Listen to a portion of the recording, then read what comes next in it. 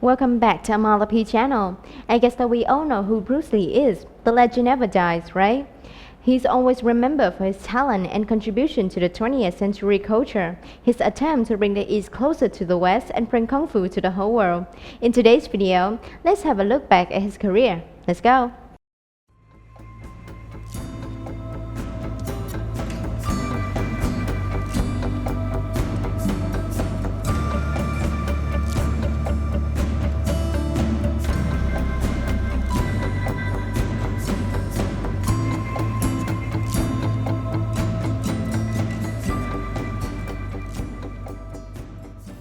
Jun-fan, commonly known as Bruce Lee, was a Hong Kong-American actor, director, martial artist, martial arts instructor, and philosopher. He was born on November 27, 1940, at the Chinese hospital in Chinatown, San Francisco, and died of swollen brain on July 20, 1973, at the age of 32. Lee is considered by commentators, critics, media, and other martial artists to be the most influential martial artist of all time and a pop culture icon of the 20th century. Will have to change the way Asians were represented in American films and bridge the gap between East and West.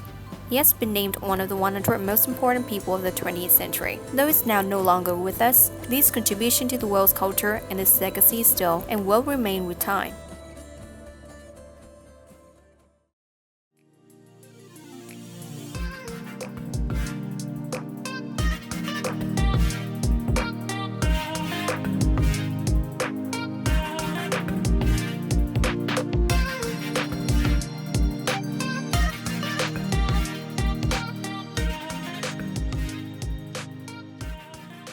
Lee's father, Lee Ho-chuan, was one of the leading Cantonese opera and film actors, born in 1901 and died in 1965.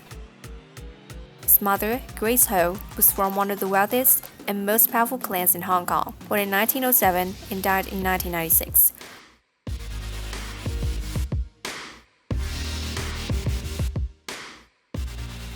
Bruce was the fourth of 5 children. His 2 sisters named Agnes and Phoebe Lee, and his 2 brothers are former assistant director Peter Lee and Hong Kong musician Robert Lee.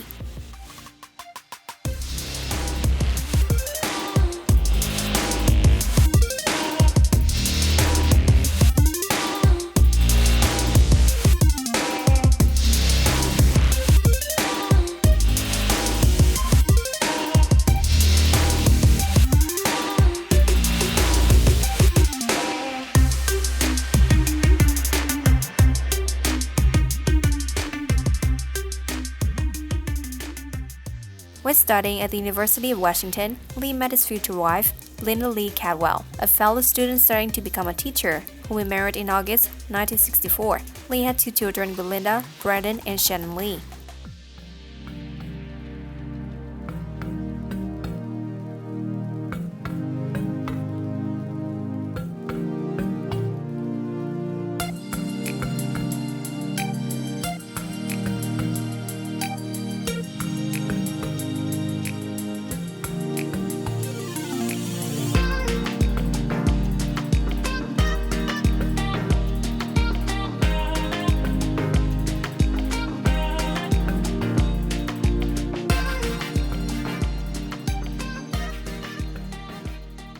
Brandon was 8 years old when his father died. He then found success as an actor, but died after being accidentally shot at the age of 28 in 1993.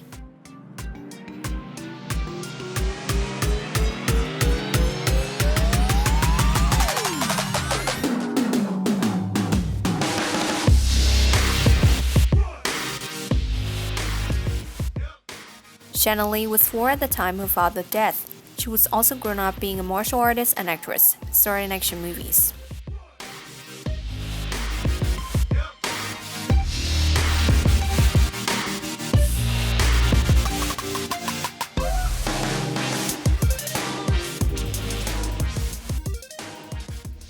Lee was introduced to the film industry by his father and as a child actor. Lee has appeared in 20 films during his adolescence. After he was involved in several street fights, Lee's parents decided that he needed to be trained in martial arts and began with Wing Chun.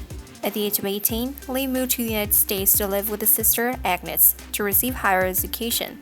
He dropped out of college in 1964 to move to Oakland, California, and began appearing in various martial arts exhibitions. It was one of these exhibitions in Long Beach in 1964 that led to Lee being invited by television producer William Dozier to audition for a role. Although the pilot Lee auditioned for was never picked up, Dozier saw potential in him and helped him land more auditions.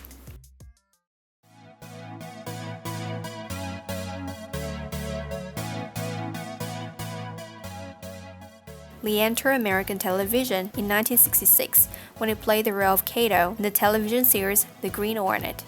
From 1966 to 1967, the show was significant because it was the first mainstream popular American show to showcase and feature Asian-style martial arts. After filming one season of The Green Hornet, Lee found himself out of work and opened the Jun-fan Kung Fu Institute in Seattle. He developed a system of techniques that were more suited for street fighting than the more rigid and formalized techniques of traditional martial arts. He called this new system that he developed Jeet Kune Do, which is often credited as having paved the way for the development of modern mixed martial arts, MMA. He also worked in various small roles and odd jobs throughout Hollywood, including small roles on shows like Here Come the Brides and Blondie in 1969. Unsatisfied with the small supporting roles he was offered in the United States, Lee returned to Hong Kong. He signed a contract to star in two films produced by the studio Golden Harvest, which led to the films The Big Boss 1971 and Fist of Fury 1972. The two films were massive box office success. For his third film with Golden Harvest, Lee was given complete control of the film and served as a writer, director, star, and fight scene choreographer, resulting in films Way of the Dragon.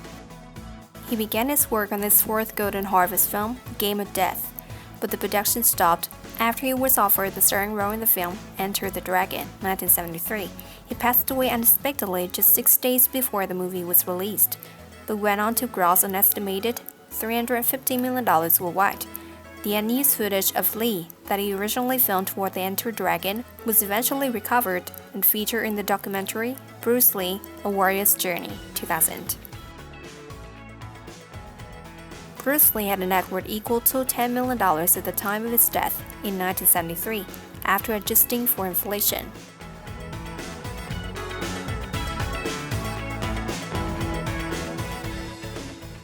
Bruce Lee was awarded the Hong Kong Film Awards for a Lifetime Achievement Award in 1994 and was named by Time as one of the 100 most influential people of the 20th century. In April 2013, he was posthumously awarded the prestigious Founders Award, the Asian Awards. Several statues have been unveiled in Hong Kong, LA, and City of Monster to pay tribute to the late legend. His Hong Kong and Hollywood-produced films elevated the traditional martial arts film to a new level of popularity and acclaim, sparking a surge of interest in the Chinese nation and Chinese martial arts in the West in the 1970s. The direction and tone of his films dramatically changed and influenced martial artists and martial arts films in the world.